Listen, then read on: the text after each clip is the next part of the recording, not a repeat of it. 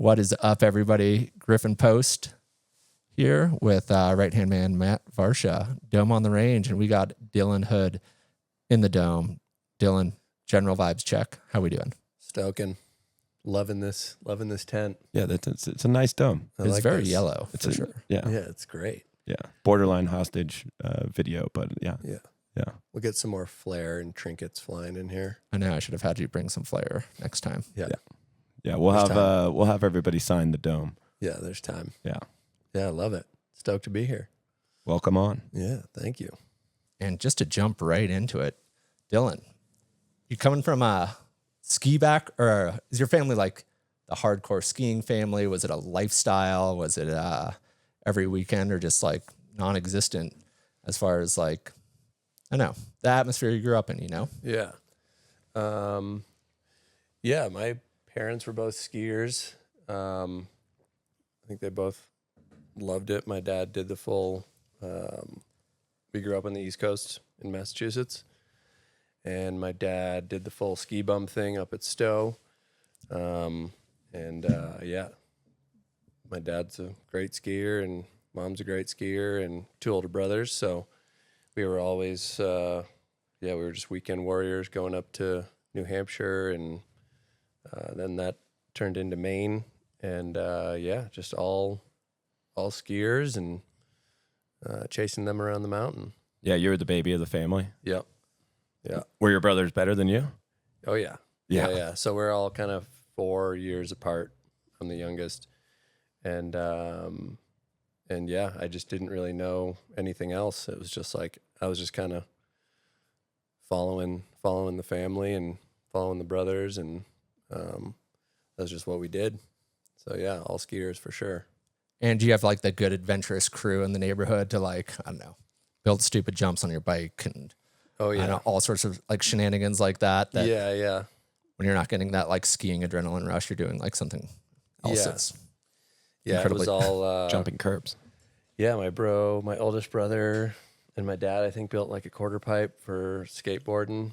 We're always building sketchy jumps, and we had a couple like black snow snowboards, which were part of the sledding. Oh, I remember. Yeah. Black. It was like what was the other one? That was like had the like leash on the nose that you could pull up. Yep. What was that? Yeah, it was like a snow skate. What was that thing called? But the snowboards were like part of like the sledding at home. Totally. And then skiing was skiing at the mountain. Yeah, don't bring your snowboard. Yeah. Yeah, that's just a toy for the backyard. Totally. We're going skiing now. Growing up, where'd you like skiing the most on the East Coast? Like, do you remember as a kid being like, oh, we're going to Maine? Boo. Like, I kind of we would just go. Honestly, it wasn't like that. I think it was just like, we're going skiing and I'm happy. It doesn't really matter. So cool, we started whatever hill we're going to. Yeah. So we started at a mountain called King Ridge, and it was Alice in Wonderland themed. So No way. So there'd be themed like mountain. Yeah, and you drove to the top, and then you'd ski down and like take the lift back up. So the parking lot was at the top of the mountain. Alice in Wonderland themed mountain. Yeah, and so like they had like the Mad Hatter who was like dressed up and skiing around. So that's where I learned how to ski, and then that was in New Hampshire, and then from there we kind of graduated and went up to Sunapee, which was right in that same zone, which is awesome, sweet little mountain. It had like a backside that got a bunch of sun, and so that was always really fun. And then later, some family friends had a place at Sugarloaf, and so then we started going to Sugarloaf, and that was kind of the top.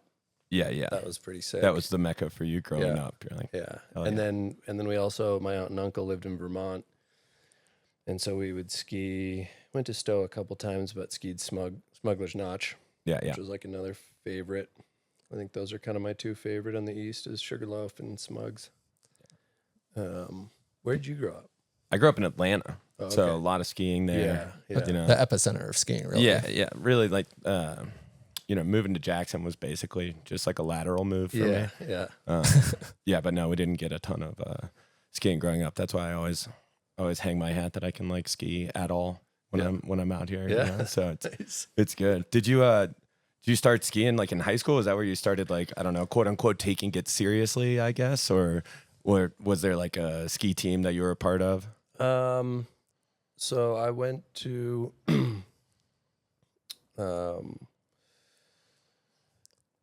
so grew up, I mean, I got on skis when I was 2. No ski academy for you, huh? Well, I ended up going to high school, to a ski academy in Bethel, Maine. I went my sophomore, junior, and senior year, and my older brother had gone there as well. And I didn't necessarily go there to like, flourish in skiing, but it had skiing, which was awesome. Which was cool. I think there was also like a part of it of like just the opportunity of maybe getting out of my hometown. My parents probably saw like my oldest brother ended up going there because he was kind of being a shithead in town and getting in trouble. And it was like a good way for him to kind of explore new options. And I wasn't as much of a shithead maybe as he was, but I was kind of like trending in that way. He blazed a big trail for you though, so you had some options. And so, my parents had kind of brought up that option for me and ended up going to Gould Academy. And so, this is like right at the beginning of whatever the free skiing revolution or whatever you want to call it. Yeah, we got a actually kind of funny guest question from like this era, which got all of our buddies, Taylor Felton, who went to high school with, Nice. asked him for a quick favor to get a glimpse of Dylan in high school years. So let's talk to Taylor for a second. You calling him? Oh no, this is pre-recorded. It's got a bit of a phone-in question. I love it. It's awesome. All right, Taylor Felton, fellow pro skier, Gould alum. Let's go. Epic. Dylan and I went to the same high school, and when I got there, I was there to race. I was in the race program, and there was a freestyle program, but it mainly consisted of moguls. There wasn't much of a free ride program developed yet in the early 2000s at that school. It was still such a new. It was too new for them to have a program even for it. So Dylan convinced the school that he needed to join the snowboard team, which had a freestyle program, a free ride program. So Dylan convinced the school that he needed to be on the snowboard team as a freestyle skier. And lo and behold, he did. It worked. And he was on that team, I think, for a couple of years because they never got it going until he graduated. Basically, every other waking minute that I went into his room, he was playing the old amped game, the snowboard video game on Xbox. So there's a lot of snowboarding back then, a lot of snowboarding influence back then for Dylan. One question to ask him might be, how did so much snowboarding influence the way he skis? Because that still baffled a lot of minds, the fact that he was the only skier in a snowboard program. Was downright hilarious at the time. All right, I think that was a long-winded way of saying how snowboarding influenced your career as a skier. Yeah. Just to go back a little bit. So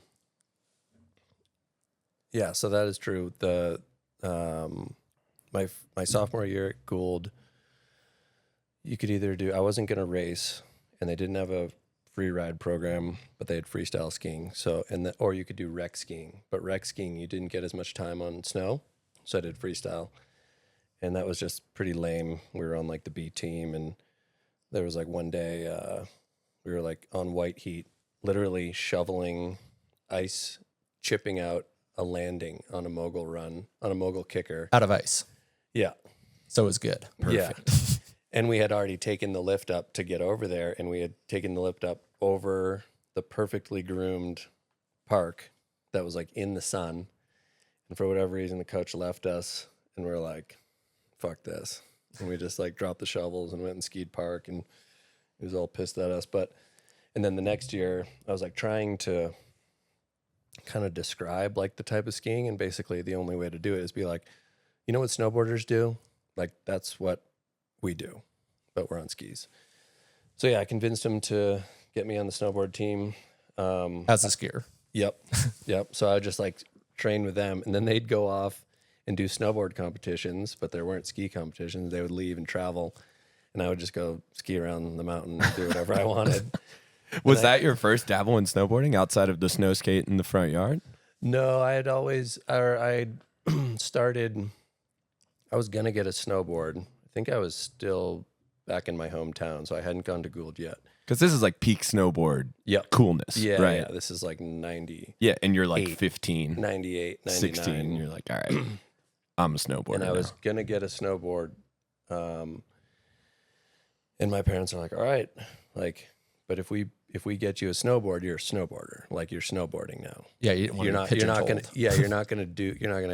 buy you a snowboard. We're not buying two setups. And you're going to use it once and then go back to skis. And I was like fully ready. We were up in Vermont at my aunt and uncle's house. My brother was going to UVM, and he came and visited us, and he brought, God, I can't believe I'm forgetting the name, TGR movie. Continuum? Or? No, next one, Uprising. Right. Which had that first kind of like new Canadian Air Force. Yeah. I remember seeing it was like the summer X Games kicker of Vincent Dorian dropping in switch. Totally. When I was in like San Francisco or something. Yeah. Yeah. And it like right after I saw that movie, like I didn't think about a snowboard. I was just like, whoa, what is this? And then one of my hometown buddies, Dan Downing, was a skater, snowboarder, and he had all the snowboard movies. And then I had some other friends, and my brothers kind of feeding me ski movies. And so Dan and I, in our hometown, this is before Gould, would just like freak out about ski and snowboard movies, and we watched all of them. And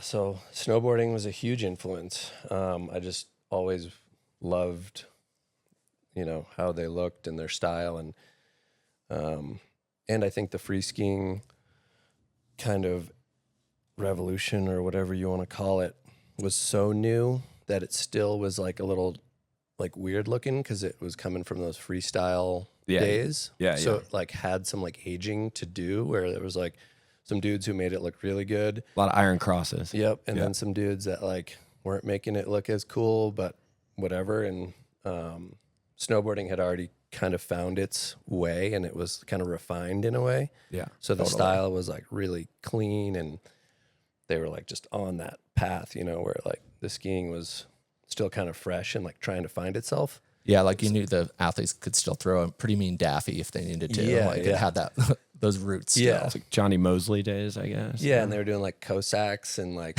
I was like, is that cool? I don't know if that's cool. Like, it's not. Thinking back, unless JP Auclair did it, right? Totally. Exactly. So like thinking back on just like growing up, and watching ski movies, like like I said, I'm from Atlanta, so like our skiing half the time, maybe we'd get like one ski trip, but most of the time you mentally skied through like watching movies and stuff, which is hilarious because you move out west and you're like, oh, did you watch this movie or that movie or this movie? And people that are from, Colorado, where I was going to school, are like, we didn't watch like that many ski movies. We mostly just skied. I'm like, oh, right. Yeah, totally. That's what I would do too. Yeah, but like, yeah.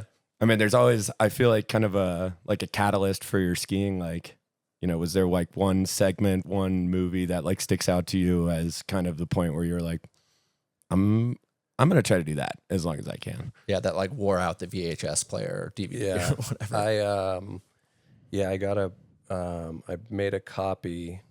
So there's two kids in my hometown, Dan Ostroff and Zach Fishkin. They were 2 years older than me, and they were like tramp warriors, and they kind of like let me come in with them, and they could do like double backflips on the trampoline, and we'd like go session the Tramp and then watch ski movies, and like, so they were kind of a big influence as well in my hometown. And so I got a copy of Degenerates, and I had this little TV with like the built-in Oh yeah, I had the same VCR, one. yeah, totally. and I would tilt it on its side, and I'd lie in bed and I'd fall asleep to it every night. No way. You wanted to be on access. Yeah, I would just lie. I can't be troubled to like lift my head up. I can't watch this sideways. This is stupid. Yeah, so Degenerates was a big, and then 13 after that. Those were 2 ones that just were on nonstop. Yeah, and then when I went to Gould, everyone was fired up, snowboarders, skiers, and so like in like the lobby of the dorms was just like nonstop like snowboard ski movies, Right. all day long. Totally, and being in that environment, it's just Yeah. like so, or like the energy of other people that are pumped on what you're doing. Yeah. It's like it's so refreshing because you're like, oh, these are my people. Yeah, Yeah. And I mean, at that time, that had to have been like, it's like you're in, it's like you're Lost Boys, like in Peter Pan. It's Yeah. like, wow, it's just a dream. Just Yeah. watch ski movies all the time, go skiing, a little bit of school, yeah, hanging out with all my boys. Yeah, What a time. No Yeah. parents. pretty incredible, really. Just to backtrack there for a second, we have another guest question for I assume your boy Jay from Massachusetts. You brought up right. trampolines, and I feel like that's pretty good transition to Mr. Jay. What's up, Dill? It's Jay. Yes. First question I have for you is, what was the dumbest thing we ever did with trampolines, either at your house or my house? I think both might have involved the trampoline next to a shed. Yep. Yeah, so lots of trampoline time. We would just we'd record ourselves, do full sessions, and then go inside and watch ourselves and like study. Are we talking like camcorder? Like, Yep. Nice. Yeah. And then, so Jay had a trampoline at his house. We had one at our place, and both times we'd set it up next to the shed so you could bounce up onto the shed and bounce down. We tried all the different things. At one point I had a small pair of skis with ski boots. Nice. On the tramp. Yeah. Duct tape. What could possibly go wrong? Yeah. Duct tape the edges. Turns out can't do quite as much stuff No.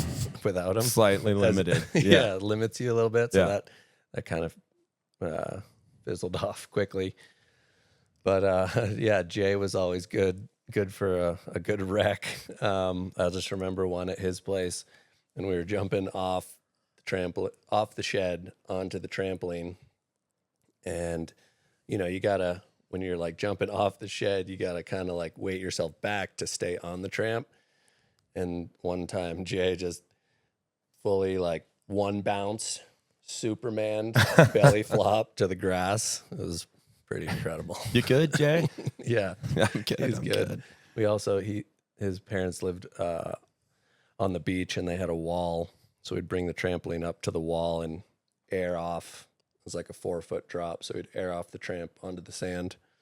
That was pretty good. But we were just lots of Tramp tramping. hounds. Yep, and then trying to find anywhere to jump off. I like searched our whole town to find piers and rocks to jump off.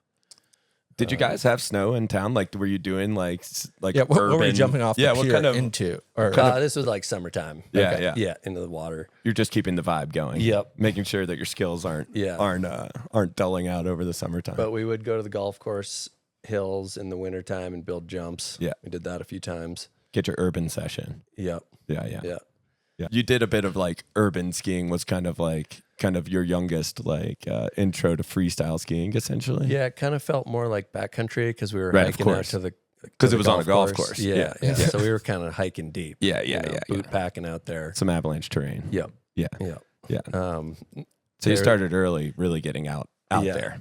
Yeah. There was Hole number 3. there was a teeny little hill and a snowbank with a parking lot at the bottom. So the plows had put up this big snowbank, and in the end of Degenerates, I had seen this quarter pipe that they were sessioning in Japan, and it was like in the extra credit or something, and it was probably like a 12 foot high. It was like a really small quarter pipe, and it looked really small. And so I thought I could go build a small quarter pipe out Naturally, of this. some shovels. And Yeah. gumption. And I'm like, dude, I'm going to have a sick little quarter pipe session here. So I spent like 2 days building it, had my buddy Evan help me. And at the time I had a pair of 189 Dynastar V8s. Perfect size. perfect shape. jib ski. Yeah. Nice and soft. Yep. Yeah, good mogul ski. And so it's like, 2 days of building, and I like hike all my shit out, and I get over there and I'm like, here we go. And I drop in, I ski down, and I go to hit it, and my tips just go straight through the wall. You like had the outline of your hands. Yeah. It was it full like Wile E. Coyote. Yeah, exactly. Pretty much. And I was just like, okay. All right, there's more to this. Yeah, I got some physics to figure out here. All right, we don't do that again. Yeah. That's good. But Yeah. Did you it have was- that moment where you like, obviously, I feel like we all go through that phase of like trying, and then you like do something. You're like, whoa, that was actually kind of legit, I think. Yeah, as far as like, did that ever Yeah. happen? Like comparing yourself to like the people you're watching movies. Yeah, I and think a lot You're of like, that, I am JP Ockler. that could have been a shock. I think a lot of that was like, definitely remember the first 360 I ever did was up at Sugarloaf on some little bump. And I think that I started to maybe feel that a little bit when I started clearing some of the like bigger tables in the Sugarloaf Park. Yeah. Totally. Because their park was like pretty sick, and they had some pretty badass like snowboarders, and as far as like ski programs, like we were talking about before, CVA was like way far ahead. They had, Yeah. they had like Boyd Easley and Bodie Miller, and they were like a real ski academy, Yeah, totally. minimal school. Yeah. Yeah. Yeah. The one you want to go to. Yeah. Taylor ended up going there, and those guys were really good. And was it back when they were like, didn't quite know how to build the park jumps, right? Where it was just like cheese wedge landing, but like kind of a massive step down instead of like that. Yeah, there was some of that. And then I remember there was one at the bottom of the Sugarloaf. It would go from the pipe, and then they'd roll down. And then I remember it being built. I mean, it must have been like 25 or 30 feet, but it felt huge. Right. And you'd have to start up on the pipe, get your speed, go over the roll, and then, just clearing that like straight airs. Remember, like just all that speed and then just making it, and like that feeling, you're just like, whoa. Yeah, totally. Like it's that special, like, Greased. Yeah, like, oh, like speed is your friend. yeah. It's the feeling, you get down to the bottom and you're with your buddies, you're like, kind of nailed that, huh? Like, did you see that? It kind of worked out exactly like you would have thought it to be. Yeah. Was this like the Simon Dumont era of like Sunday River and like? Yep. So my first year at Gould, my sophomore year of high school, he was, I don't know, he's maybe like 4 years younger than me. So, but he grew up in Bethel. And my first time I ever saw Simon, it was my first year at Gould, and it was first day up or something. There was like literally a 10-foot tabletop. It was like, it looked like this. Yeah. It was teeny. And I was doing my 360 mute grabs, Nice. getting those pretty dialed. Airing it out. And this little kid comes through, and he still had like the matching, he looked like a Lego figurine because he was just like this little, he had like the matching, it wasn't a one piece, but it was the matching kind of Like kit. square shoulders, like no. Yeah, with like the big Blockhead. helmet. Yeah. And he comes in and he just wraps a straight 10. Off the 10-foot table. Yeah. Hands and like tucked just in. keep skiing. And I was like, who the fuck is that kid? Where'd the Lego guy come from? Yeah. Pretty impressive. And then, I think maybe a year later or something, we kind of met, and he did his Simon thing. He went, I think it was when he won X qualifier at one of the ones in, I want to say June Mountain, but I can't remember. But yeah, he won X qual and like walked away with like Solomon deal, Oakley Right. deal, and then it was just like Toyota. gone. Yeah. Like he was just big time all of a sudden. Was Yeah. that kind of the direction? Like at the time you were like, I'm a freestyle guy. I'm gonna do freestyle, freestyle events. You're trying to enter, qualifiers for bigger events. That was kind of like the intro, I guess, before you started, you know, making your move to like, oh shit, like I might be able to like do this as a job. Yeah, I was going to those events too, but I just wasn't like, competitive. I didn't have that competitive mindset. And That comes as a surprise to me. and yeah, I ended up always like,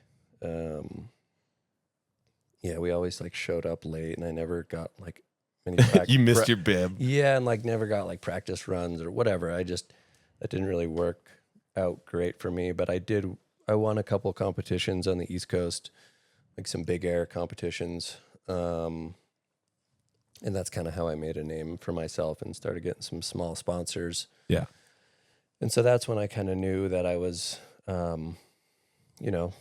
somewhat talented. And Rory Will had gone to Gould Academy, and we ended up meeting, and he was already kind of a big deal. He had just gotten a cover on Freeze, and he was, they called him the Great White Hype, or he had a bunch of great nicknames, and we became friends. And then I met Berman through him, so he kind of like brought me into that whole scene, The whole like level 1 program. and so I actually have shots in balance, 2 shots in the credits. That's a shot. Spelt my name wrong, which is great. Perfect. It's fine. And then I had shots in Second Generation in the intro. I had a shot in Strike 3. And yeah. And then High Five was my first like segment that I put together. The like breakout kind of put you on the map a little bit more. Yeah. Yeah. Where I kind of put a segment together, and yeah. You're like, damn, I made it. Like I'm in it. Yeah, that was definitely that. After that High Five segment, it felt pretty real. That was when you had to tell your parents that this is potentially. Well, that was actually later. I had gone to college in Bozeman my whole freshman year, and then second and third year I took the winter off, and so that second year was when I put together that High Five segment. So they already knew. It was full disclosure. It's like, winter's great in Bozeman, going to school every day. Yeah. You were like actually telling them what you're doing. You're like, school's not really an option for the wintertime for me. Like, school thing isn't really. I went to school to go to architecture, and I didn't make it through to like the next stage. Yeah. Then I was you were trying to figure out how to build the jumps better. Yeah. You're like, there's got to be more to this. Yeah. And so, I was kind of lost in school and not lost with skiing. And so I think my parents kind of saw that, and they saw that it was like a pretty awesome opportunity. And Yeah. I had Vocal as a sponsor already. And, they were pretty amazing to let me see it through. And, it kind of blossomed from there. Yeah, I feel like it's special to have that kind of like North Star where you're like, all right, nothing else in life is really making sense, but like skiing or whatever like passion it is like checking all those boxes. And it's like that beginning part of the journey can be really lonely when you're just going off of like gut feeling itself. Yeah. But it's also like a little bit liberating just because you're like, no, this is what I'm supposed to do because nothing else is like resonating with you. Yeah. Yeah, definitely. I think that's pretty important to like try to see and acknowledge just in life. It's just kind of like, where's the momentum going? Yeah, totally. Kind of run with it, and I think I try to kind of keep that in mind. And if something is exciting you to like move towards it, and whether you move towards it and it ends, or it goes or it continues on, or it continues to something else, I think there's a lot of like positive moving forward, whether it's the right move or not, to kind of keep that momentum going and just like see things through, or Yeah, and just or pivot take to that next Yeah, branch. and Or Go knows? with the gut feeling. Yeah, and just kind of like, who knows who you'll meet or what will come Totally. out of it. So it was really cool to have supporting parents that kind of saw that in me and allowed me to do it. And yeah, it worked out. Did you end up finishing school? No, I ended up taking some summer classes back in Massachusetts. And no, I never ended up finishing. I was kind of just doing like I was just doing shit just to get credits. Yeah, yeah. And it was kind of like, I just took landscapes and water systems. yeah, 6 like, credits. Like, yeah. great.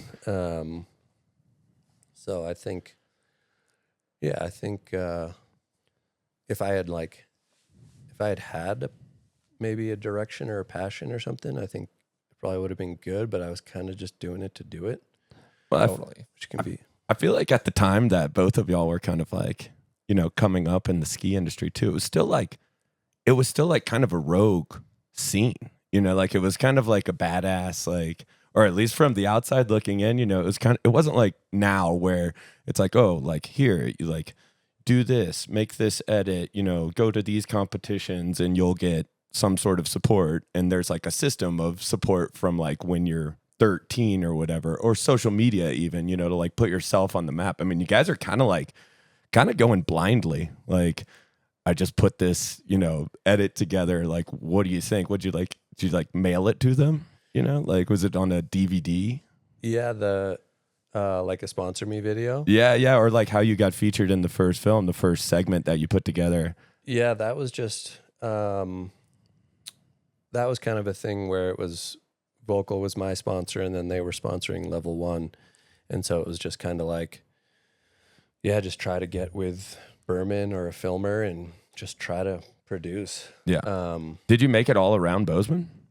Like Bridger, like Big no, Sky? I did a lot of it in Jackson because my brother was living in Jackson. Oh, nice. Okay. And like so trailblazing again. Yeah. Like first school, then Jackson. yeah, The That's bros? sweet to have like that example. Yeah. of, yeah, like, that absolutely, easy, man. Like, yeah, I think, I was really lucky to have both my brothers because they've, you know, they're both badasses and have kind of like showed me a lot of things where I've just been able to kind of tag along and see what's cool and where's cool. And, yeah, so, And Taylor, your brother at this point, is he working TVS? Is Yep. yeah, he was at TVS. Is that right? Yeah.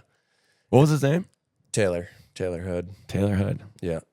I think I missed him. I'm You going were- on 14 years at TVS this year. Yeah, nice. Yeah, Yeah. I can't remember what year he left here, but yeah, he was with all the crew. So that was kind of the natural progression for you, like after, like, you know, you said you were taking summer classes, obviously, like on the East Coast. So you had like a moment of like, you know, where am I going to go next? I assume after school, you know, it wasn't a vibe. So did you follow your brother to Jackson? And that's how you ended up here?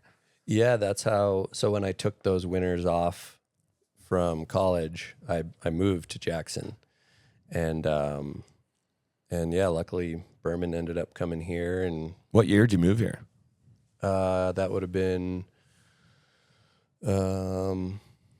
04, I guess. 04. Was the first winter I think I lived here. Bright-eyed and bushy-tailed, just ready to And I was absolutely just- rock. And I was just like super young, and I basically hung out with like my brother and all the TVS guys. Like those are the only people I knew. Yeah. Josh Nielsen was here. He was working for TGR, and so then my transition to TGR was my brother was kind of always telling Nielsen like, dude, you got to check out my bro. You got to check out my bro. And I put together that Level 1 segment, and then I think Josh maybe saw that and was like, oh, he could be a good Yeah, it's addition. not just another friend of a friend that needs to get a camera pointed at him. It was like that segment was like, oh, okay, you know, he could be a good fit. And Vocal was also sponsoring TGR, so that's how I got in filming with TGR. And this is like Tangerine Dream era. That was my first year, and I definitely struggled my first 2 seasons with TGR. I wasn't really stoked on what I produced, and this is right when fatter skis were coming out. So then there was like a lot of dudes, you know, like Pep and Andy and Pollard. Those guys were all on, you know, K2 had their wide ski. Line was making their wide ski. And so those guys were doing wild switch skiing in POW and epic skiing and surfy turns and all that. Yeah. And that was like one thing I wish I had done is got on the sumo, the Vocal Sumo, a year earlier. But the first year it came out, it had a leather top sheet. Leather. Yeah. So, Great engineering vibe. Yeah. Was there Good aesthetic. Yeah, was there like a performance like sales point there? Or They're like, was it the just snow like, doesn't this is stick to aesthetic? leather. It was a look. Yeah. I don't know. It's a Luke. But I just, I was just like, dude, that thing's probably so heavy, but I should have skied it. Especially because, when wet. Like yeah, exactly. My ski's waterlogged. And so I ended up staying on the Gautama, which if you look at now is like so skinny. Yeah, yeah. It was the one with the kicked up tail. I was a big Gautama supporter. Yeah, and they're great skis. But when I was just trying to land, things switch and powder and Trying to land switch, and just man. wrecking. Yeah.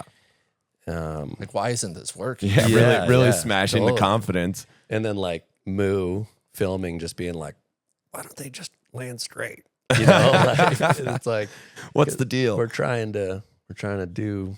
I noticed you new- guys new aren't shit. finishing your spins. You're only getting halfway around. So yeah, I struggled a couple of years with TGR, which was just frustrating. And then when I got on the sumo, things started to click a bit more, and I started to actually ride away from some things I was trying, and that's kind of when it started to click for me, I feel like. Yeah, and even if you're having like frustrations like on the shots you're getting, did you feel like you vibed with the crew that you were filming with at least? And like, you know, what does that play into as far as like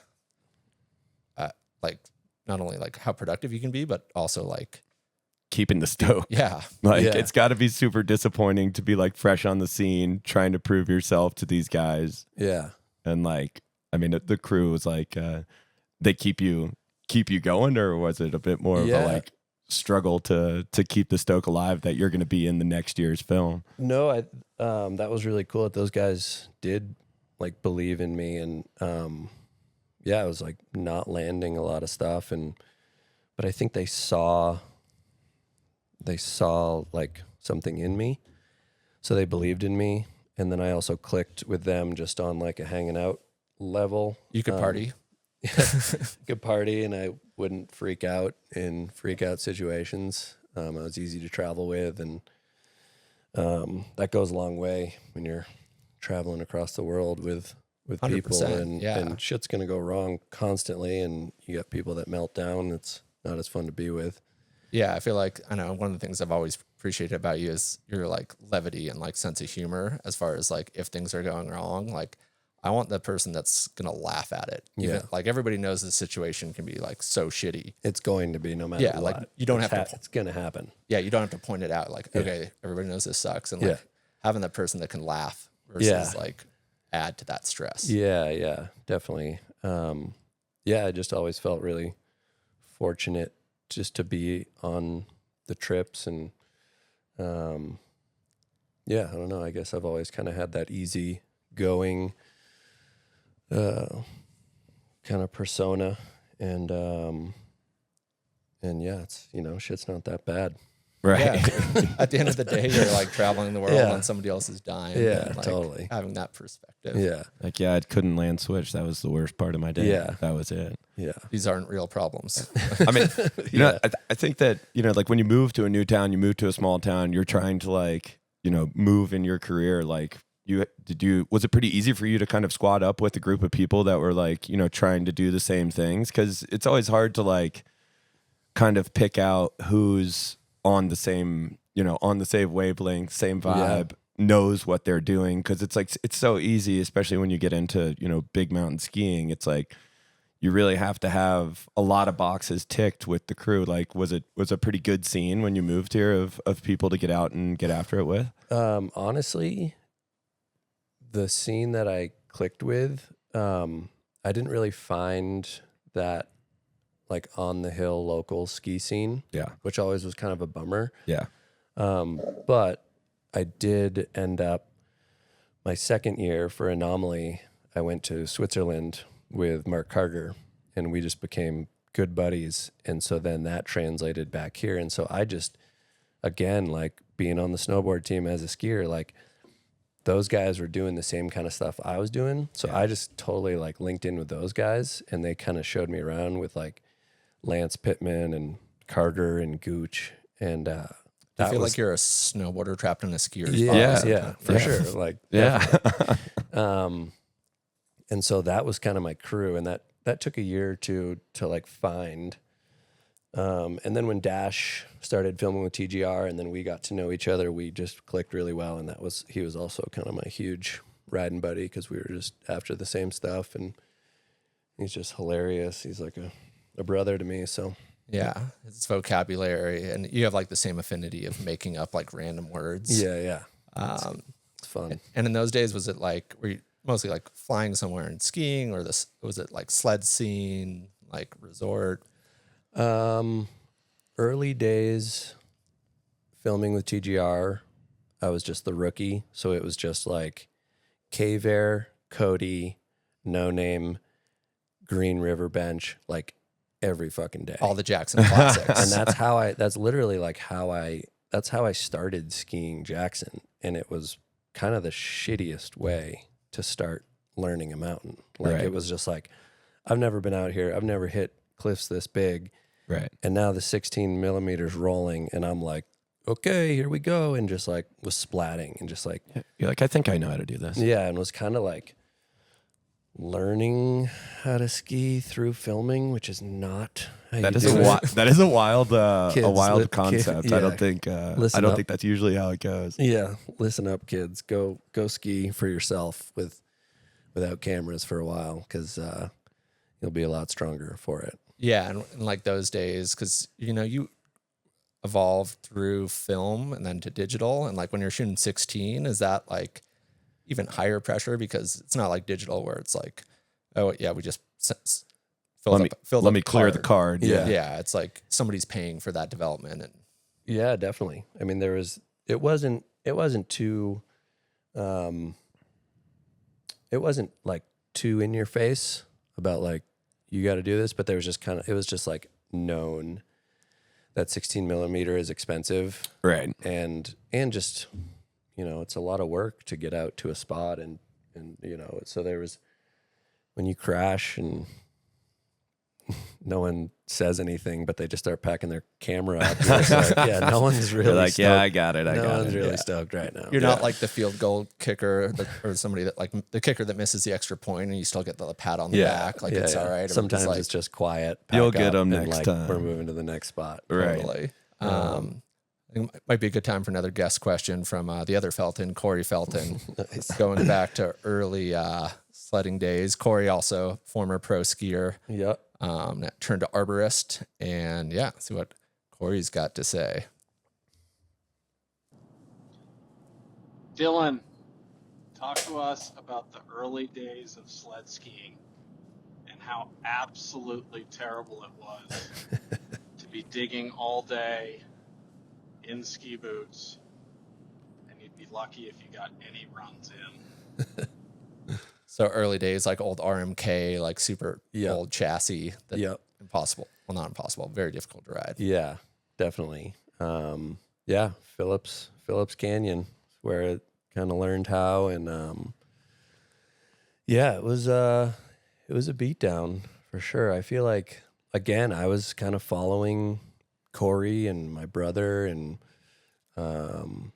actually both brothers were out here and they were sledding, and so I was kind of just tagging along. But those old sleds, I mean, I'm glad I learned how on those old sleds. It's like you hop on a new one, and someone who's learning how to snowmobile for the first time, and they hop on a new sled and like try to figure it out, it takes like half a day. I know. to it's learn so how, Right. It's to learn how unfair. to like do a pow turn or side hill or something. Yeah. Well, I mean, you're also learning from Corey, who's like, no slouch on the sled. Yeah. Like, and a Yeah. huge guy. Yeah. So just kind of like, Yeah, for you're sure. like, But oh, those just guys, do it like that. Okay. yeah, and everyone was like fired up. So it was just like, yeah, this is what we're doing, and yeah, getting stuck, and yeah, lots of digging, and just kind of refining how to do it, and yes, so fun, epic days. Yeah, for when sure. it all works, it's the best. Yeah. When it doesn't, it is like the most frustrating Yeah. activity. Sweaty.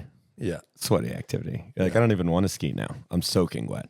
and I always had like the shittier sled. Right. Like I was always like the shittiest sled. I bought 3 years ago model. Yeah. Yeah. Or more. Yeah. Which is also kind of a sick move because once you get out there, you start doubling. You're like, oh, we should probably just take yours. Yeah, let's use Yeah. yours. Yeah. And yours is so much better than Yeah. mine. And you never have to go first. Yeah. Nobody's like, Yeah. Dylan, you got the sled that's going to get stuck. Yeah. You go put in the hill climb.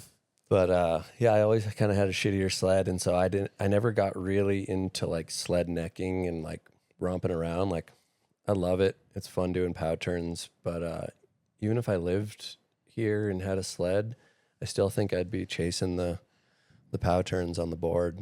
Yeah, totally. It's fun. I like, I've jumped my sled a little bit, and pow turns are fun, but there's something about like no noise, like gravity, just like That peacefulness. Yeah. Glide. Yeah. 100%. So The perfect turn. yeah, The chase for the perfect turn. high speed pow turns. How did that filming kind of like progress? You're here, you're filming like anomalies in the books, like you're skiing around Jackson more. Like, what did it look like when you started? I'm sure you started filming off the sled more. Then you start getting like flown around. Like you said, you're going to Switzerland. Like, I know you and Dash have been a million places together. Yeah. Like, how did that kind of work? I think once the snowmobiling came in to the picture, and I got a snowmobile and started to figure out the backcountry and have a crew. That was kind of like with Carter and those guys. Yeah. That was my favorite. It was like screw the resort. That was the favorite era. Yeah. And it's still my, looking back, like helis are sick, but they're just high stress and high pressure, and snowmobiling was always my favorite way because you just go out with your buddies and kind of you can take your time. Yeah. You can look at things from different angles and hit things multiple times, and it's just a way more laid back kind of vibe. So sledding was just all of a sudden like the way, and then we would do either Europe trips or travel trips, or then I started to get in helis in BC, which, like I said, they're sick. Helis, it's the shit. But it definitely adds a different kind of dynamic and pressure and intensity. Yeah, no that doubt. Can be pretty serious. Heli is more expensive than 16 millimeter film, even. 100%. And you like leaving that frothiness of like Jackson behind. Like, I mean, it's real. Like when it's a powder day and it's Bluebird, there's like, You can feel it. yeah. You can And feel it's it a like whole nother like level Yeah. of stress. Yeah, I definitely like. Even today, when we're not even filming, like, you just get around certain people and you can just pick it up. Like, it's like 8 o'clock in the morning. The mountain's probably not going to open for another hour and a half, and they're like people that are amping, and I'm just like, try to avoid that. Right. Like, I try to avoid the T went out for amp. me. Yeah. And you can kind of see it like snowball. Where, Oh, like, totally. If you don't like realize it's happening, like all of a sudden you're just like getting edgy and shit, and it's Yeah. just like, You're like, wait, why am I stressed out? Yeah. It's gonna be like a Yeah. beautiful day. This Yeah, is supposed yeah. to be fun. yeah. Yeah. So I try to avoid that stuff. Yeah, no doubt. No doubt. Do you feel like that's like a byproduct of like are you having like flashbacks from filming days where you're just like, fuck, this is kind of not what I'm in it for? Or was it was it like the time and place was good and it's just not the vibe any longer? Well, yeah, I think you just reminded me. I ended up doing a sweet cat trip up to Smithers with Dash, which was just like 2 winters ago. Yeah, like northern, Totally. kind of northern BC. Yep. Boys Totally- trip. Totally just for fun. Yeah. He had a crew that he had gone with, and he invited me in. And yeah, we like got up there, and like I remember, oh no, we landed in Smithers, and I was looking up at the mountains that were all covered in white, and like the sun was on them, and I got like a smidge of like nervousness, Yeah. like Like shit. Yeah, like, those gotta like turn- butterflies. yeah, and it was just bizarre. I was like, no, dude, that's not it anymore. Like, Yeah. we're good. But it was just interesting. I Yeah. was like, whoa, that was weird. Yeah. Right. Sponsors are going to be pissed if I don't like perform today. Totally. Yeah. I better land. Yeah. Get dropped. You're like, oh, it doesn't matter. But yeah, there'll be like little smidges of it when, like, yeah, friends will like be like, you want to do a Cody? And I'll just say no because like I don't want to feel that feeling. Right. And I need to. I haven't been up there in years, but like Yeah. I need to go up just to have like a different experience. But it was always that for me. Like those early days of filming was like very intense, and I didn't know the terrain, and I was still like learning how to ski properly, and it was Then Right. you know how to ski. Yeah. You're like, how did Why I am get this I the gig? pro I didn't skier know how to right ski. now? Yeah. I'm an amateur skier being filmed currently. Yeah, so it's kind of interesting. But I mean, as your career progressed, did you like kind of refine those, like, or I guess tame those like fears or pressures, butterflies, and Yeah. like build systems? yeah, definitely. And like snowmobiling was like a huge part of that, where it was like it was our day. We were kind of making the day what we wanted it Yeah, to be. you're running the show. Yeah. Yeah. And so we could just kind of control that. And I think like internally, actively like chilling myself out, and like if I felt that stuff coming up, I would just like kind of suppress it and be like, it's all good. Take Like, a beat. like who gives a shit, dude? Like Totally. it doesn't matter. Yeah. None of this matters. Like just have a good time. At this point, you're probably churning through those segments that are, I don't know, like you're in your flow. You got your crew. You know how it works. You learned how to ski, and you're like checking all the boxes. And do you, over those years, do you have those segments that like stand out to you that are like, yeah, this is the one I'm going to hang my hat on, and like, this is me. This is my crown jewel. Yeah. I think I definitely have a few years that I'm really proud of. I think for me, a lot of that, like maybe like to put like crown jewel or something like that on it is a little hard because I'm particular about things, and especially like segments, and so I didn't have full control over editing and music, and so there's always something that I don't like about my segment. Sure. Or maybe it's like I'm proud of the shots, but they're broken up throughout the movie. Right. Yeah. And if they actually sat together in a certain way, it would come across, more how I would want to present it. But I definitely have those years of, being proud of what I did. I think it was kind of like, I think where it started to click was when I got on the sumo ski. And that was Lost and Found was my first like real segment that I was proud of for TGR. Right. Which I think was also my first like personal segment that I had. And then after that was Anomaly. An Anomaly, Lost and Found. One for the road. Uh, Light the wick. Recession? It's going to start naming. Recession? Was We'll it get it recession? eventually. Yeah. What year was it? Is it a Grateful Dead song? Yeah. It went. It's got to be recession, huh? No, Recession. There was one before. I don't know. Anyways, that You was guys are kind the of TGR OGs. I know, but how many years? It's too many years, apparently. It's too much. Yeah, can't be expected to remember these things. What was that movie I was in again? I can't believe I'm spacing it. Well, maybe But- this is a good opportunity to have another guest question. All right, Maybe all this will prompt your memory. Yeah. from Mr. the Liger, mythological beast himself, Yes. Todd Laguerre. And hopefully you remember what shot he's referencing, because I looked around for it, but could not find it. So here we go, Todd. What's up, Dylan? Todd Laguerre here. Psyched to hear you're getting some airtime. Love hearing your stories. And I've said this to you before, but once you know that I've always looked at you as one of my favorite skiers. I think you have a amazing glide and good touch and pow, but also just stylish, huge airs. So one that comes to mind was a really huge shifty 7. I think it was one for the road or sometime right around that era.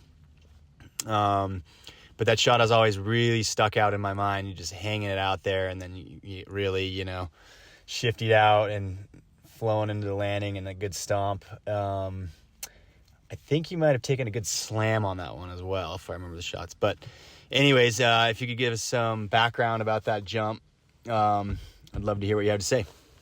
Have a good one. Well, yeah. Thanks for the compliments, Todd. Love you, dude. Yeah, I think the 7 you're talking about was a jump we built here in Jackson. I think I was hitting it with Taylor Felton. And yeah, I think that was a fun session. It was early in the season. It was kind of our first jump session of the year.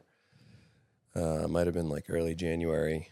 And we built the jump to Poppy because we didn't feel like shoveling anymore, because shoveling jumps is stupid. Yes. Exactly. That's correct. And yeah, just like stoking blind confidence was like, Taylor's like, what are you going to do? I'm like, I think I'm going to switch 9. First hit. First hit. Yeah. Yeah. And he's like, really? And I'm like, yeah, I think so. And so yeah, try to switch 9, caught up on the lip, and yeah, went massive and exploded. I think that was the crash he was talking about. But you And got then- a shot. And then it was like, okay, dude, maybe try to land something. We'll do less. Yeah, We'll do let's, less. Let's try to ease into the season and not try your hardest trick first. And Get warmed up, if you yeah, will. and it was a really fun jump. It was a little poppy, but that was fine for hitting it straight. And yeah, did a couple 7s, nice and floaty. And then I think it was the same session. I did a switch 5 and then did a switch like double flip, which wasn't. I landed it great. Didn't really get a great grab. It made it in the flick. Yeah, I remember that. Yeah. I went up and tried it again and messed my pop up and landed on my head. But yeah, that was an early season booter and just did the old standard cork sevy. And yeah, just put her down and always feels good. Yeah. And I mean, but like we were talking about earlier, and it's like, you don't have to have this like, a Swiss Army knife of tricks in the bag. Like, most of your career, as you said, it's like, pretty much like 6 tricks that are just done really well. Yeah. I mean, I kind of, it kind of went from, I don't know, it's kind of same kind of mind state, but it's like sometimes trying to big spin, it's like physically not fun because you're just like spinning around, whereas like just doing like a big 360 is like fun to do. Yeah. Totally. You're Yeah. just like, you can see everything and you're just like floating. And so I was always like inspired by, that kind of skiing and snowboarding, like, Devin Walsh, Mark Frank, they were just, Mark Frank does just like huge straight airs. And he Yeah, just doesn't just like a move. nollie And over you're just a like, rope, that and you're is like- so sick. Yeah. Totally. Yeah. And so I was really always kind of, just like doing tricks that feel fun and, just trying to go as big as you can. It's like, Right. those were kind of my things, was just like, that's what I think is rad, is like go big and be smooth and you don't have to do too much. Yeah. I mean, look good doing it. Yeah, just People are gonna you know, like it. I always tried to do like a big, massive straight air where I couldn't move, but I was always popping too hard, and it was like a weird thing that I don't know. I think I popped, which is good if you know what you're doing, but sometimes I'd like pop myself into like Catman. Right. You know, Yeah, just like off axis yeah, from, we're like- from the very get Or go. like then Flying sometimes, squirrel. sometimes Dash, he wouldn't pop as much, but then he could just be super smooth. And our like trajectories were a little bit, our starting points would be different because I was popping, but he would take more speed with less pop. Yeah. But yeah, I definitely tried to do some like big, no movement straight airs and never really got one. The 0 Let's try, spin, let's dude. try it Yeah, again. yeah. Like, nope. I'm gonna need The to straight- spin on this, yeah, I the think, to straight make airs. this work. Straight airs are hard. Yeah. And so as you're like building these segments is like, I guess from like a sponsorship side of things, like things are coming together too. You're like with North Face, Vocal, and I forget, were you a Smith guy Yep. as well? Yep. And yeah, you're just able to like continue this like progression. And how's that like process of like personal fulfillment go from like, okay, I made this like cool segment a couple years in a row, but then like, you know, what's next? Like, or was it just like, I'm just going to make another hammer segment again? Like that's the goal. For me, at least in my skiing, the progression was, you know, started in the East Coast skiing park. Then I found powder, and then all I wanted to ski was powder. All I wanted to do was ski powder, and then because of like jumping East Coast, then it was like, okay, well, how do I get shots in the backcountry? We build jumps in the backcountry, and I do tricks into powder. And then from there, it was like, oh, building jumps is stupid. I just want to ski and hit things natural. And so Yeah. then all I wanted to do was hit things natural. Like, you know, huge inspiration was like, you know, Nicholas Mueller and Gigi, and those guys would just ride the mountain Yeah. and do Yeah. sick shit. And Yeah. it's like, that's what I want to do. Yeah. And so, yeah, from building jumps, then it was like all I wanted to do was hit things natural. Good story. There was like a wind lip. I'm sure you guys have seen it before. Forms at the bottom of pucker face. Yep. And I was, I think it was my second, it might have been Anomaly. It was like my second year where like I could present an idea and they would be like, okay, let's try it. Yay or nay? And so I was still on Gatamas. So like I didn't have that float. So like hitting things natural was just way harder. So I see this, had never like even been down. I've probably skied pucker face like twice before, but had never even like really seen the windlip, but like saw it from the hike. And I was like, I'm going to straight line pucker face and hit this windlip. And they're like, Filmers are like, okay, they're like, Yeah, sounds cool, good, like man. right on, Yeah. get after we'll it. point the camera at that. Yeah. So I like point pucker and I like creep up and like stop at the top of the windlip. And they're just like, right on, dude. And I was just like, fuck. It would have been sick.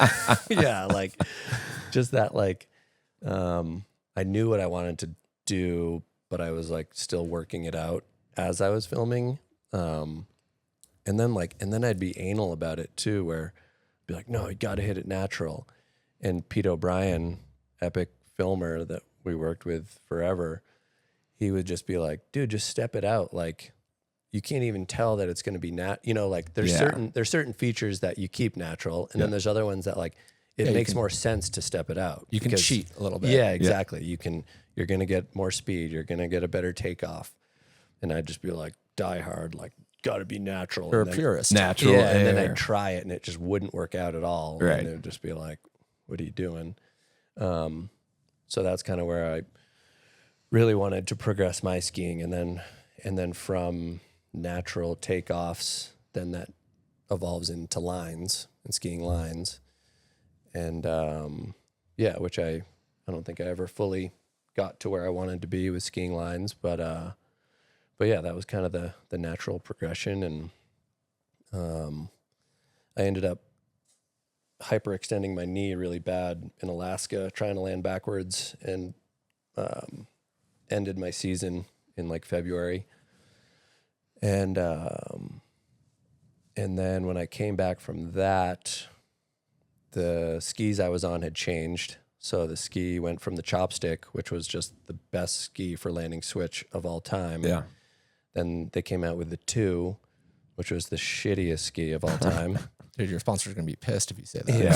It kind of tapered at the back. Well, I mean, even for skiing straight, I didn't like it, but it was not a good switch skiing ski. And I was kind of like, if I can't do a 180 bigger than I've done my biggest 180, I don't want to do another one. Yeah. You know, I was like, I'm not going to just like do a small 180 to get a shot. Like, Right. I want to do something bigger and better. Right.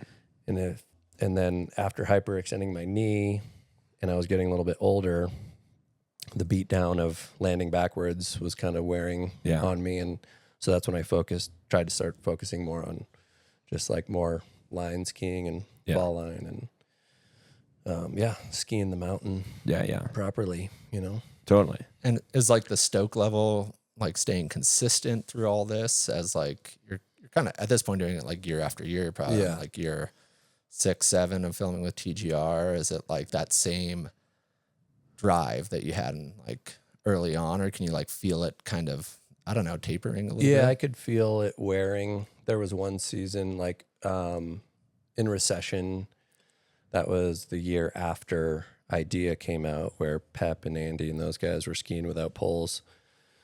And I was always just looking up to those guys and just trying to emulate what those guys were doing as well. And so that next year, I was living in Oregon. I was living in Parkdale, and I'd start the season skiing at Meadows. And I remember, because I always loved snowboarding and snowboard on the side, and I remember like early season going up to Meadows, and I'd like look at my skis and my snowboard, and I'd be like, which one am I going to have more fun on? And I like just grabbed my snowboard like every day. Yeah. And yeah, I think I was just kind of getting burnt out. So then I started skiing without poles, and that made skiing kind of fresh for me and exciting again. Yeah. 'Cause it Rejuvenated. was, and it was like similar to snowboarding. Yeah. And so that kind of like reinvigorated me a bit. So that was kind of a way of keeping it exciting for me.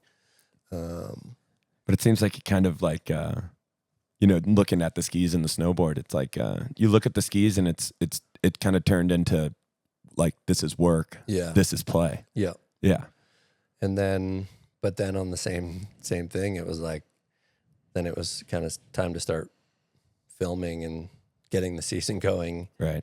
And I was on my skis and I was like, oh shit, I haven't been skiing as much. Right. And I could feel it. Yeah. You're dusting yourself off. Yeah. Yeah. I mean, do you feel at this point like that North Star of like skiing is kind of, I don't know, fading a bit, and like, or is it just like during that point? Or? Yeah. Or is it just like, maybe the North Star is no longer skiing, but it's like being in the mountains and like enjoying. Yeah. Like, did you have a shift in that North Star that you found when you were trying to follow, like in Bozeman, did you feel yourself like turning to a new heading on a new course? You kind of saw yourself doing something else at that point. Yeah. That same year, I remember I was living at my brother's house, and I was just like kind of burnt out and fed up. And I remember being like, I was like, fuck it, dude. I'm just going to snowboard all year and make a snowboard part. And I remember my brother being like, he's like, damn, dude, you're already over it. And I remember hearing that and just being like, fuck. Yeah, but kind of like, no, I don't think I am. It was just like a nice little like reality where it's like, no, I don't think I'm over it, but I need to like change something. Right. Yeah. I was just like, It had become repetitive. yeah. Yeah. Kind of run its course a bit And in then, its current state. And then another kind of breath of fresh air was while I was living in Oregon, skiing with my buddy Ike, and he was good buddies with Pollard. So I got to know Pollard really well, and we became friends. And this is right when he started Nimbus Independent. Mm-hmm. And so I started skiing with those guys, and that was really refreshing and fun because it was a new crew. His whole purpose was kind of to make it fun and light. Yeah. Skiing with your friends. Yep. Yeah. And so then so I ended up, starting to film with those guys over the years, which was just really fun and different, and filming with a new posse. So that kept it kind of light and refreshing. But I think to your question, I think the TGR thing was starting to wear a little bit. And so I started to try to, Yeah, variety is the spice of life, right? tried Just to kind mix of it up. look into some new things. And then another thing I was just really fortunate to be a part of, somehow I got on the radar, but I ended up doing like Cold Rush one year, Red Bull event in Silverton, and I got to meet all these skiers that I'd never met, like Abma and Pettit and Richard Perman, and just like a lot of the MSP people, just like people that I was just like blown away by their skiing, you know? Yeah. Which is so funny because I think people from the outside, it's like being a baseball player. Like all the baseball players know each other. Yeah, or like, all the celebrities you all like, hang out together. they all hang out Yeah, together. yeah. Like you would think, Yeah. Yeah, Like- it's pretty siloed by like film crew Yeah. or sponsors. Yeah. It's like, Yep. you know, you're these locked people. in. Yeah. Yeah. And And, so you really didn't get a chance to meet a lot of the people even that you were watching yourself as a fan. Yeah, totally. And so, I did that. I did a couple other ones. The Skiers Cup was in there. Skiers Cup was in there. I think I got to shout out Chris Turpin because we met at the Candide Invitational years ago and hit it off. And I think Abma and Turpin are buddies. And I think Abma was like needed someone like more freestyle-y for the team in the Skiers Cup, which was the one down in Chile. Yeah. And Abma hit me up, and I was just like, fuck yeah, I want to go. And so, I was just like thinking about my career and how I did 2 different line catchers in France.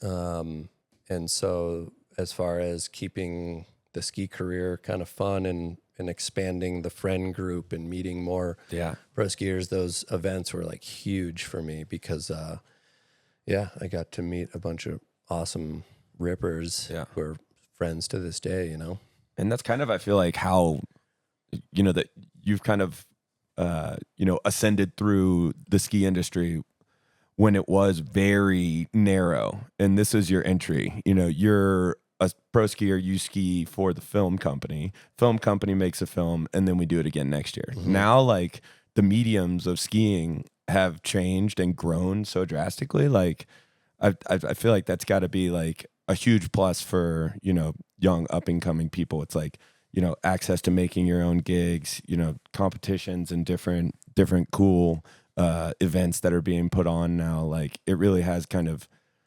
for what you're talking about, like it kind of spices up life. It's not as redundant or repetitive, Yeah. Which is a pretty cool thing to hear you say. Cause again, it's like, you think, oh, everybody's always hanging out and like they're always skiing together. And now it's like actually, you have kind of more of a freedom to kind of choose how you want to do things. Yeah. Yeah. Yeah. And just, that sort of lifestyle, like, you go on a trip with someone you've never met before and you get to know them real quick.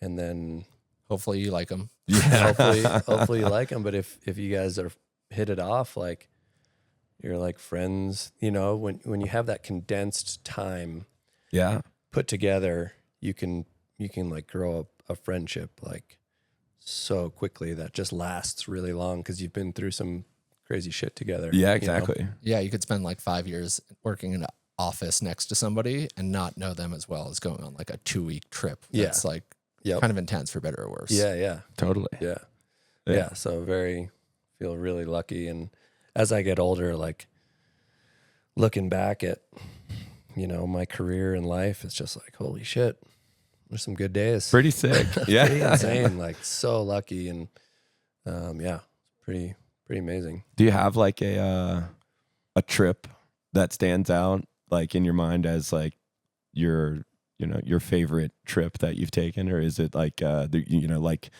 like your segments, like you don't have favorite children, Yeah. same kind of vibe. No, I mean, they're all different for their own experience and, all of it. But, I mean, Croatia was pretty incredible. Was that recession? That was, I remember it vividly. that was Light the Wick, I Yeah. believe. Yeah.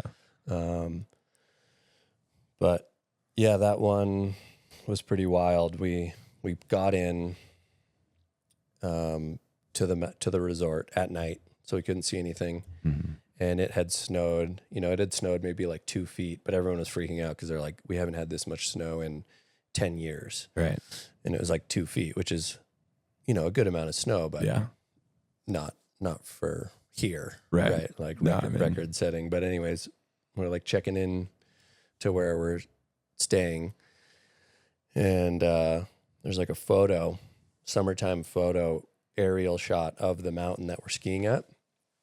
And it looks like a teeny little mountain. Like not good. It looks like a teeny little mountain in Vermont, like Yeah. heavy trees and then like cut out trails. And I'm like, oh shit. Yeah. Like, are we going to have to like jib? Are we Right. going to have to like Are find we going to some- need to like Yeah, sling each other into Yeah, these like- these shots? like, oh my God, dude, this could be tough. Yeah. I'm thinking like, so our first chairlift ride up, I'm like looking at bonks and wall rides and just like shit I don't want to do. Yeah. But like you kind of have to if you're in Croatia and Yeah. trying to make a And segment. scratch something out. Yeah. Scratch something out. You got to chip. You got to chip away. Slow chip. Yeah. Got to get And creative. And so we, so we're kind of skiing around and the snow's soft and good. And no one knows how to ski. No one has wide skis. So the mountain's ours. It's Yeah. the powder's all ours. Yeah. Yeah. And no one skis in the trees because there's holes in the ground that just go down to who knows Perfect. how far. Yeah. Ideal. So no one skis in the trees. And from the photo, the trees looked thick. And I'm like, well, we're not tree skiing in there. But then we kind of like cruise in the first lap and we like kind of duck out into the trees. And we're like, oh, it's kind of open. This is sweet. And we're like, that was kind of sick. All right, let's do it again. And we just like keep going out each run. And it's just like the sickest spread out trees. Just all time. Like all time, like tree skiing. yeah. And the giant holes, not a problem. You just got to stop next to a tree. Gotcha. Yeah. But definitely like saw a few that you just look down and you just don't know where it goes. Yeah. High risk Yeah. trees. Wormholes. And we just Totally worth it. we just worked our way out the whole trip and just had a tree skiing segment and like it was just unreal. Yeah. And it got warm and snow into shit. And we drove to the coast and like ate oysters and like partied, went out to an island and had like a It's like full on summer. yeah, it was Yeah. just like just unbelievable, like yeah, kind of a magical trip. So that one always stands out. And then British Columbia is just the best. Yeah. It's like the greatest place on the planet. Yeah. Totally. I remember talking to you years ago about never really getting that Alaska seg, that Yeah. like all time, heli or sled or hiking, whatever. Does that still like stick with you a little bit? It does, for sure.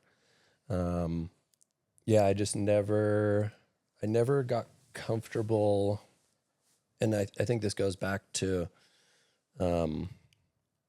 like I could have worked harder on it. And I think maybe I was burnt out before I refocused or realigned what I wanted to do and got burnt out. But I never really got good at translating, like looking at a line and then skiing it. And I think a lot of that was because every time I did it, I was filming, where I wasn't just out there getting after lines for fun and never like I never could translate the, like looking at it, take a photo and then go stand on top of it and rip it. Yeah, that game of like, how big do you think that cliff is? Yeah. How steep do you think? How this steep is that? Yeah. What do you think that snow's like? So I never figured that out the way I wanted to. And Yeah, I think that definitely is a bummer. Yeah, there was a winter. I was in Pemberton in the spring with Dash, and it was raining a lot, and we were snowmobiling. And Whistler in the spring, snowmobiling can be pretty rough. Yeah. Yeah. It can be like pretty socked in or just shitty weather or wet. And we just had a bunch of down days, and we'd try to get to the hill as much as we could, to Whistler as much as we could to just ski laps. But, you know, when you're filming, you're not really skiing that much. And so it's hard to like keep that juju going. Yeah, just where like you the feel, stoke. just feel comfortable Yeah. on your skis. Yeah. Because you're sledding around and looking for stuff and then shooting one thing and whatever. And so you're not skiing that much. And I just felt like awful on my skis. I was just in a bad place. I wasn't confident. I wasn't skiing well. And someone got hurt in Alaska, and Todd Jones hit me up. And I was like, dude. And he, at this point, it was kind of like I hadn't been to Alaska. And I think people knew that I was like wanting to, but Yeah, you're like probably 8 years into filming with TGR Yeah, and and it's never like- gotten that. Yep. Like the invite. yeah, exactly. And I just felt awful on my skis. And Todd hit me up. Someone had gotten hurt, and he's like, dude, we got a spot for you in Alaska. And I turned it down because I felt so shitty Yeah. on my skis. The idea of going to Alaska Right. with how I felt about skiing at the time, Yeah. my skiing, and it was like Sage, who would have been like the best person. And I probably should have just done it, but I felt so shitty that I didn't want to like waste the spot. Yeah. Whereas someone else who was probably like, fuck yeah, let's go, I'm going to crush. I was like, I can't even ski right now. Like, I just feel so bad on my skis. It would be a shame. And I turned it down, and I still feel like it was probably the right decision because that's what my gut was telling me, but it's still like a question Yeah, in my mind, totally. you know? Yeah, I mean, honestly, at the end of my career, I just wanted to, you know, I just like looked up to people like you and Laguerre. Like, I just like, fuck, I want to ski like those guys. Right. Like, just like fall line fast, Ripping the you know, spines. that was like Yeah. something that I think, as like what we were talking about, the progression, that's where I would have never made it to, and would have loved to have kind of learned how to ski like that properly. Totally. Yeah, did you have that like, I don't know, as the stoke is like dwindling, and like it seems like you did a really good job like rekindling it multiple times, whether it was like getting with Nimbus, skiing without poles, and like keeping that like, yeah, this is pretty sick, like this is good living. Yeah. Did you have that like, I call it like the Forrest Gump moment where he's like running cross country and he like just stops. Yeah. He's like, I think I'll go home now. Yeah. Like, did you have like a clear moment where it was like, I think I'm good. yeah, I'm good, or I always, was it just a slow fade? yeah, I always kind of knew that I wouldn't, you know, I always knew that I would call it at some point and move on to something completely different. So I like knew it was coming, and I think, yeah, I didn't have the stoke and focus to continue like where I probably should have, but I was just kind of like going through the motions, and was just kind of like trying stuff, and maybe wasn't landing, but wasn't like putting the time in to Yeah. make sure that the next time I went back I did land. Yeah. I was just Right. kind of like, yeah, I'm just going to go back up there and try it again. And then I just never landed some things that I was like, you know, like some natural sevens that I was trying that like really wanted to get. Yeah, you can tell like the heart's not into it as much as like Yeah. it once was. Yeah.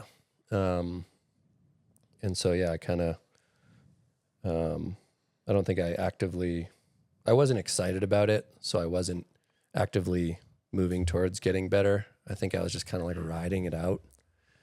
And then as I like wasn't skiing how I wanted to, it just drove me more to like wanting to go snowboard because that was fun. Totally. and easy and light. Yeah. And made me love the mountain again and made me feel young again. And yeah, skiing kind of was just getting old and Yeah. crusty, and I wasn't having that much fun. So snowboarding was making me happy. So I kind of started doing that.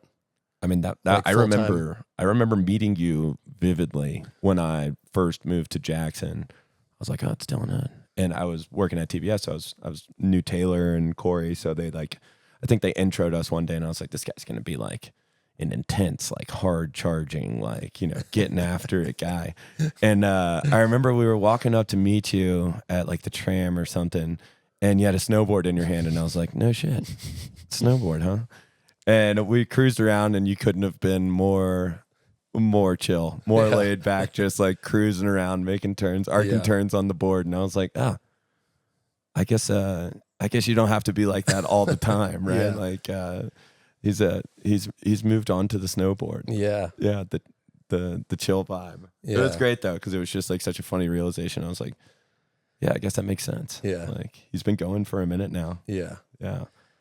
There's more soul shredding, as they Yeah. say. Yeah. Yeah. Yeah, I mean, what would you say like like the viewer misses about what goes into like everybody sees like the highlight reel and like the good stuff. Like, Yeah. I don't know, what's the hardest part that like people aren't like seeing behind the scenes that like kind of grind or like can wear? Yeah. I think it's honestly like the lack of skiing. Yeah. Like you're not Yeah. skiing, Yeah. you know, like,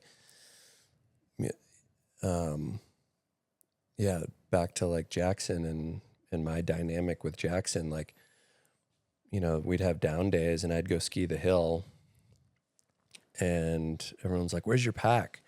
Like, we're going to do a Cody. And I'm like, dude, I ski powder like all day filming. I just want to go lap lifts. Right. Like I just want elevation. Like Yeah. I'd rather ski hard pack inbounds Yeah. and just get a bunch of laps Yeah.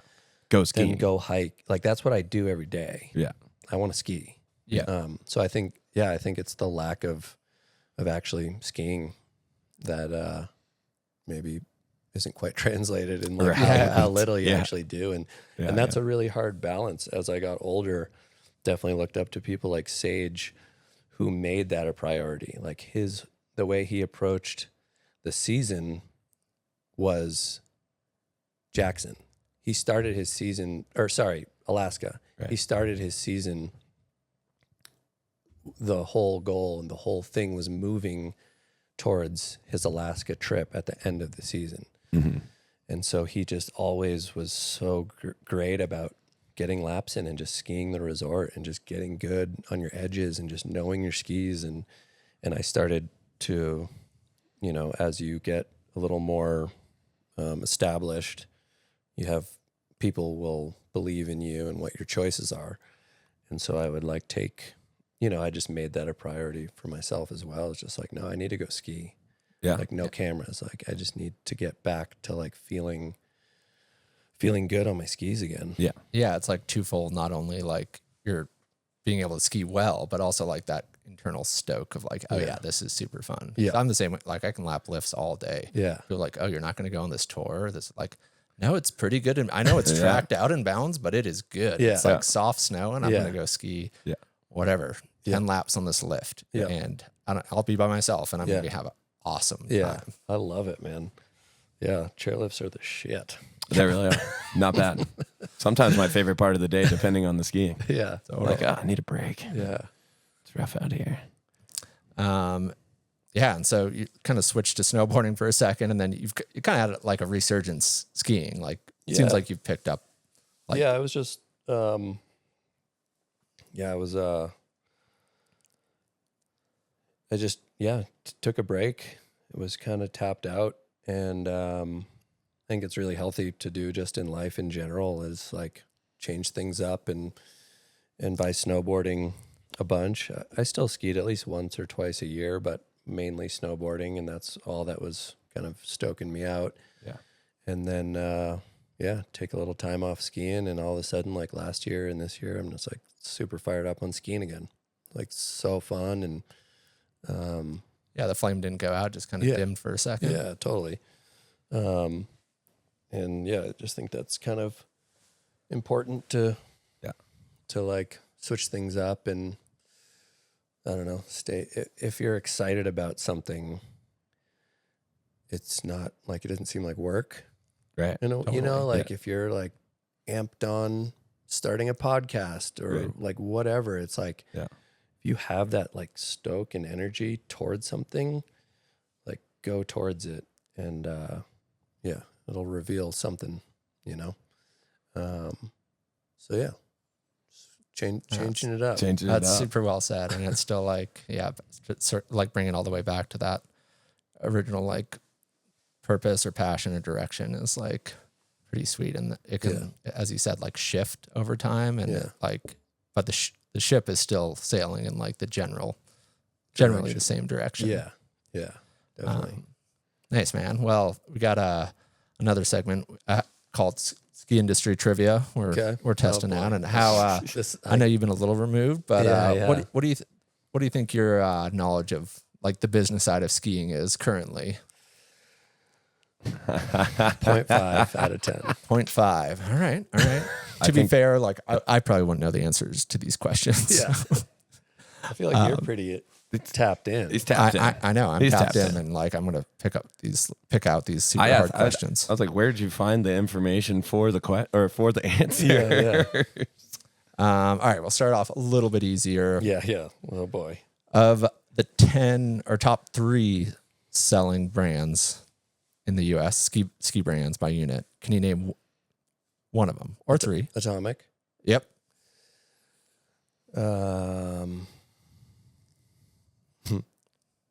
Yeah, I don't know.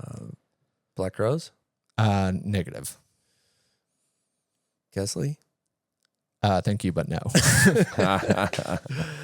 Vocal? Nope. Oh my goodness. U.S. ski brands. It's tough. U.S. ski brands. No, it's top selling in the U.S. Top selling in the US. I see. Yeah, hit me. So Atomic, very good. Yeah. Blizzard and Rosignol would round out the top 3. Wow, Rosignol's still around. Yeah, Good they for them. still exist. Yeah, they still exist. All right, next one. How many pairs of skis were sold last year in the U.S.? No idea. Ballpark it. Wow, this is going to be bad. There's no wrong answer except for the wrong answer. 150,000. 750,000. I was You were I was close. thinking higher. I would have gone anywhere with that too. I'm like, Yeah. 10 million. Yeah. 50,000 Yeah. maybe. It seems like a lot of skis, man. All right, we've got one more question for our listeners that you can answer. Throw the answer in our social media posts, reach out. We don't really know how this is totally going to work yet, but question is, and we'll send you some Cruxley Field Goods swag, which probably a good time to mention that presenting sponsor Cruxley Field Goods for, all your solar power needs. The best. Yeah, we're completely powered by solar in the dome, which is pretty cool. Lightweight, 4 times more watts per pound than anything that's out there. So yeah, we'll send you some Cruxley swag if you can tell us how many Telemark skis were sold last year. That's a question to the audience. No, but that's a category. That's a thing. Telemark Still. ski is a thing. specific ski. Apparently. It's apparently, yeah. Oh wow! I saw a telemarker the other day. No way. It's a rare sight, It's a rare sight. I actually have some. I'd like to go telemark skiing. I tried it once when I was a kid. I feel like that'd be a good thing for you, yeah? Like a groomer day. Yeah. I'm surprised you didn't dabble in that when you were like researching for things. I was thinking maybe about telly. it. I was thinking about it. Free the heel, free the mind. Yeah. I remember seeing I think it was called Real Thrills. It was like I remember that. And Glenn Blake would host the show, and he'd be like on hill. Yeah. And I remember seeing him. It was like pretty mellow groomer.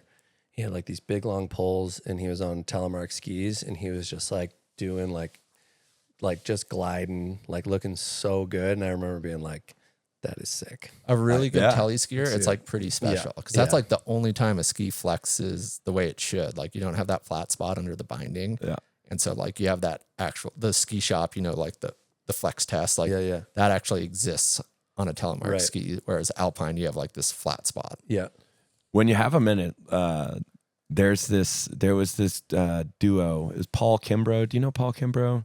He's out of Victor Driggs, but they had a little duo, and they would put together edits, and it was called Beans and Rice. Straight telly skiing, both of them. It's all like around Targhee. Yeah. And it's just like huge backcountry booters, like big sevens, floaty sevens on the tellies. Nice. It's awesome. Nice. It's actually worth a watch. Hell yeah. For all the listeners, Rice and Beans, Paul Kimbrough. I can't remember the other guy's name, but they're still around. They're still in Teton Valley for sure.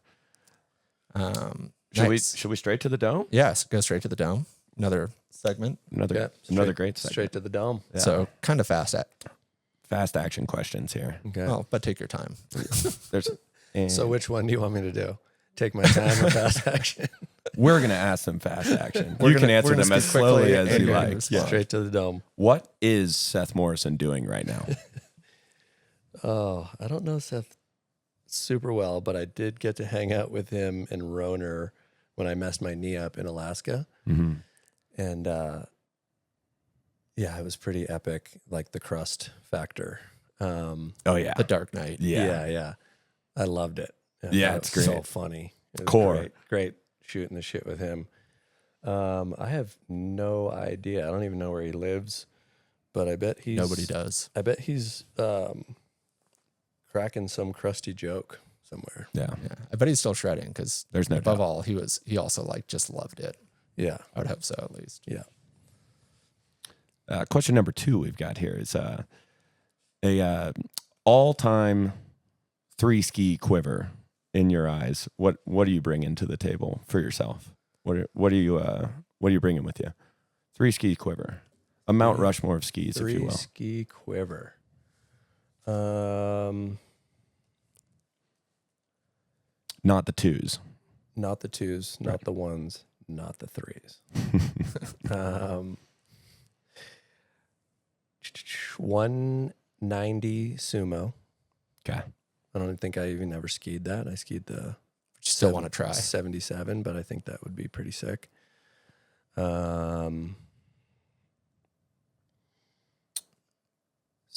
Right now I'm skiing a Season 189 Nexus. I'll put that in there. Okay. I'm loving that thing. Okay. And so I got my heli pow ski, I got my resort ski. Probably some sort of like Super G race ski. Right. Ooh, Yeah. For the groomers. fast ski. Really Yeah, rip it. for flying. Yeah. Like it. Yeah. And obviously a board.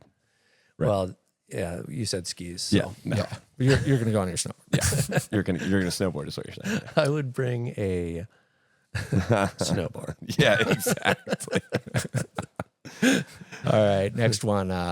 Fuck, marry, kill. Snowbird, Jackson, Whistler. So the way this works is you get one resort by yourself, perfect conditions. Yep. One you ski every day in and out, just standard normal conditions, and one that you never have to ski again. And it's Jackson, Whistler, and Snowbird.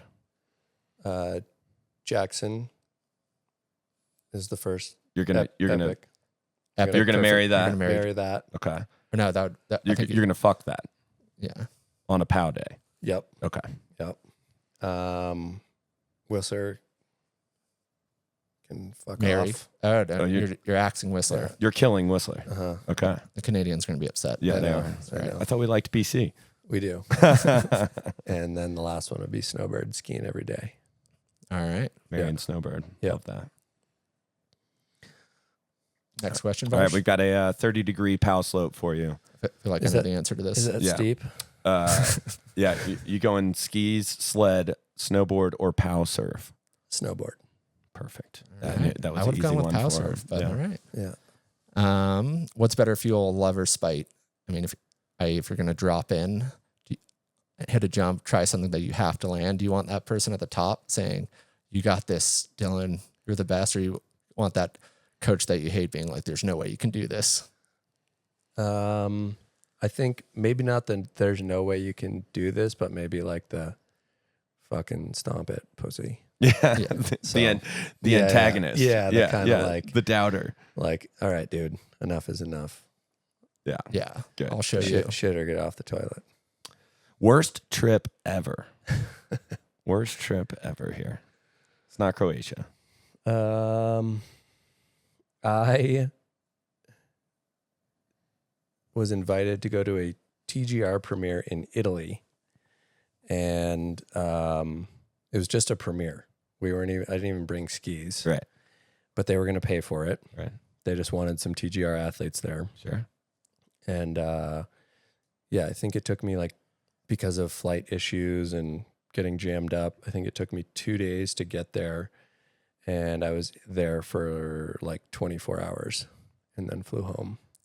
Was it a good show at least? Good turnout? The access road slid so no one could show up. So it was Perfect. Pretty. And it was in a teeny little, it was nothing special. Right. So I Just logging sky miles. yeah, just kind of I'll go to Italy. And then it was Maybe was that worth it? Yeah. Still fun, but Maybe I'm out pretty on dumb. All right. One person you can ski with for the rest of your life. Can't be your spouse, significant other, or present company, obviously. Eric Pollard. Pollard, no hesitation. Yeah. Love that. Yeah. I love that. It's a joy to watch him ski. It really is. It's a pleasure to ski with him. I was in Japan and I'm skiing with my buddies. It's 2014. I'm as stoked as you can get. I've never been to Japan. We're at Rizutsu and I hop on a chair with these 4 random dudes all dressed in black, and it's Crispin Chetler, Eric Pollard, and Pep Fugis. Yeah. And I was just like, oh, What's up? dude, what's up, boys? I'm mad. I live in Jackson. They're like, great. Where are we shredding? Yeah, they were super stoked. They were pumped. We legit, we skied a lap. They were great. They were super nice guys. Yeah. Yeah, it was awesome. It was a big fanboy moment for me. Nice. Yeah. Good, solid crew. Yeah. All right, full pressure. You have to stick this trick. You still got the D-spin on lock? Yeah, I think I can get it. So we're actually going to go to the resort. Yeah. Right It's after this D-spin day and after this. Yeah. get the content that we need. I've been thinking about it. If it's the right jump. Bring it back. Bring it back. All right, a little bit more deep on this one. What part of your success do you attribute to luck, and what part do you attribute to hard work? I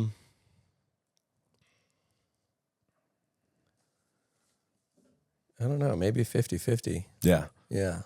I think like I said, a lot of those early years of the TGR, I was definitely struggling a lot, and I think there was a lot of guys believing in me when I maybe wasn't producing, and so I think I always felt like I kind of tricked my way into being a professional skier, like I was fooling everyone somehow. And then I think maybe when I started to produce some stuff I was proud of, then the hard work comes in, but I think it was definitely a 50-50. Yeah, totally. Sweet. Last one. What piece or pieces of advice would you give to your younger self? I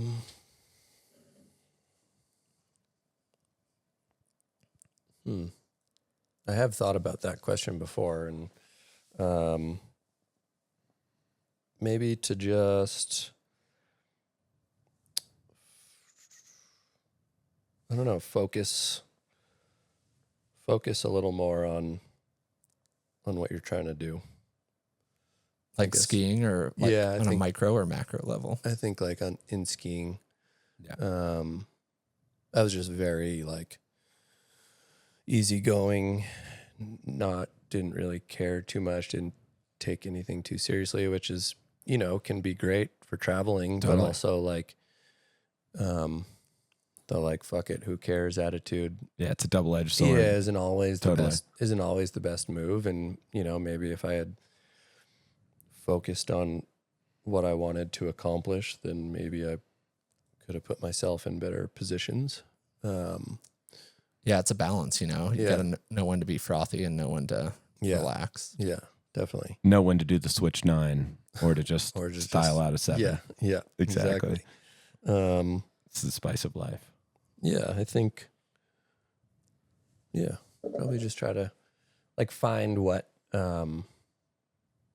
you're excited about and what you want to accomplish. Maybe like set some more goals and like focus towards those things. Yeah. Rather than just kind of like willy-nilly going about the Yeah, season. yeah. Rather than freestyle. Yeah, rather Yeah. than just fucking wing it. Yeah. I think that's good advice across the board. 100%. I no could matter go what with you're more doing. focus generally. Yeah, and that I can think, be that can be kind of with anything, with Yeah. everything. I think there was like a part of because TGR was such a monster of a production company, I didn't really maybe dabble in more of the like production side of things, or like figure out how to, maybe shoot a camera or how to edit. I just kind of like let them do that, and then I did the skiing, and then I, worked in the summer and, got excited about surfing. But I think, I see some of those guys who, like maybe like Martini or like Pollard, Totally, that or like pivoted, Pollard, yeah. and they Yeah. kind of like Yeah. they were skiing, but they were also doing a lot of the production stuff and Totally. learning that kind of stuff, because I Yeah. really do enjoy a lot of that stuff, especially editing and just the art side of putting out an edit or a movie or something, and Yeah. that stuff is really exciting. And so I think as I've gotten older and kind of like, oh man, I'm missing some of that creative side and trying to work towards something like that. So Yeah. Absolutely. yeah. Sweet. Well, any shout outs or thank yous you want to give for all the people that have shown up over the years?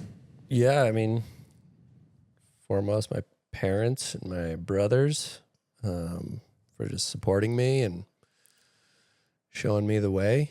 Yeah. And all my sponsors over the years that paid for me to ski around the world, and to all my friends and new friends and old friends, and Keeping the stoke alive. all the peeps, and Yeah. thank you. Totally. And Thank you guys. Yeah, of Yeah, course. dude. Thanks for coming on. Yeah. Really appreciate it. Where can people find you if they want to follow you? I know have a pretty, If they're looking for a lap, you're big on social media. So Yeah. Well, my Instagram is just my last name and my first name with one D. Hood Dylan. Hood Dylan. Hood Yeah. Dylan. Yep. And I don't post too much, so don't expect much. You were on there a couple times this year. Yeah. That's awesome. I'm Yeah. always excited when I see it. I was like, all right, Dylan. Yeah. It's fun to share. I just started sharing other people's videos on stories. Yeah, totally. Things that stoke me out. It's just like, the world needs to see this frontside 360. Yeah. This Arthur Luongo straight air shifty is Everyone needs pretty to see sick. this. Yeah, Yeah, nice yeah. side hit. No, man, really appreciate it. It's been awesome chatting with you. And, Yeah. Likewise. yeah, man. Look forward to seeing you out on the hill. Yeah. Right on. Thank you Right guys. on. Yeah.